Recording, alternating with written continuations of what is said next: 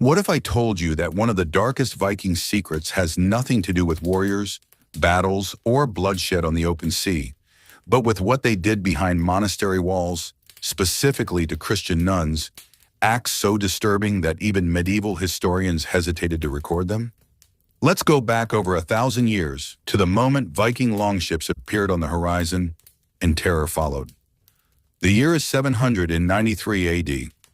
On a quiet island off the coast of England, a group of nuns at the Lindisfarne Monastery begin their day in prayer. They have no idea they are living the final peaceful hours of their lives. Because just before sunrise, shadows stretch across the beach. Shadows belonging to the most feared people in Europe, the Vikings.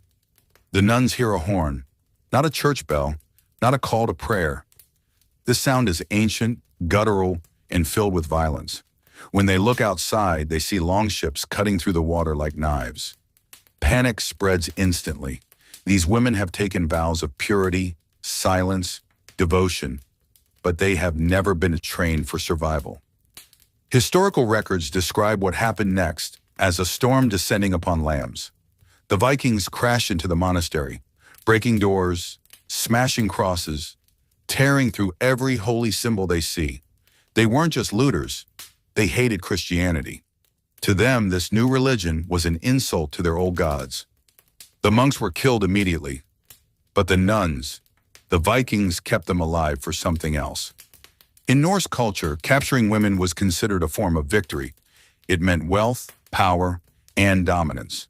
Christian nuns, protected by their religious vows, were seen as especially valuable and vulnerable. Chronicles from the 8th and 9th century often used phrases like taken as prizes, carried away in shame, or stripped of their sanctity.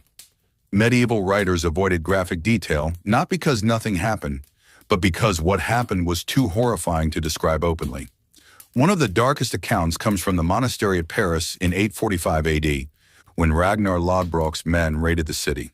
While men were slaughtered, nuns were dragged out and put on ships as spoils. Anything sacred, robes, crosses, holy books, was torn away.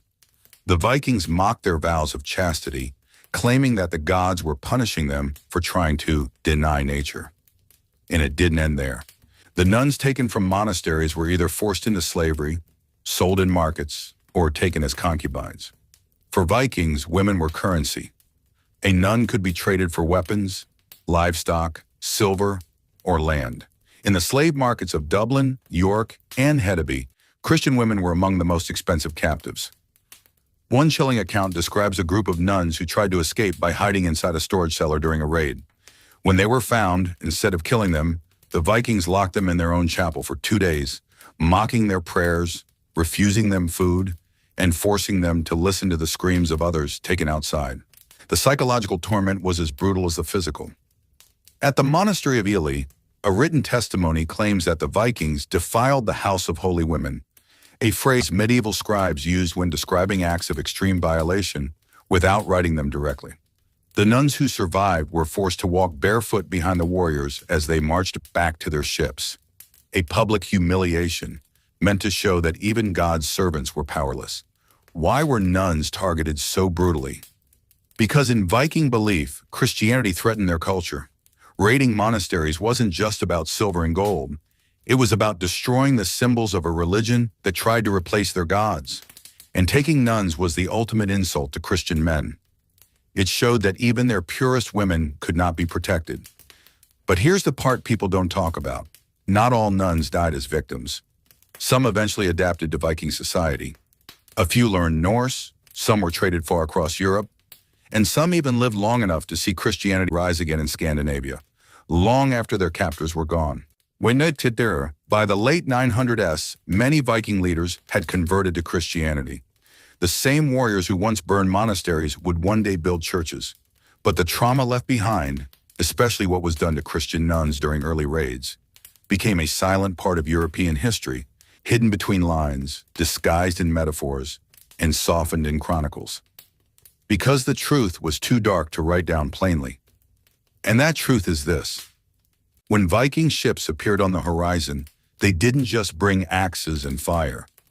They brought a nightmare that erased entire communities of women who had dedicated their lives to peace, faith, and purity. It is one of the darkest, least spoken chapters of Viking history, and even today, most people have no idea what truly happened inside those monasteries. If you want more shocking historical stories like this, secrets, mysteries, and lost truths from the past, make sure you hit that subscribe button so you never miss the next one.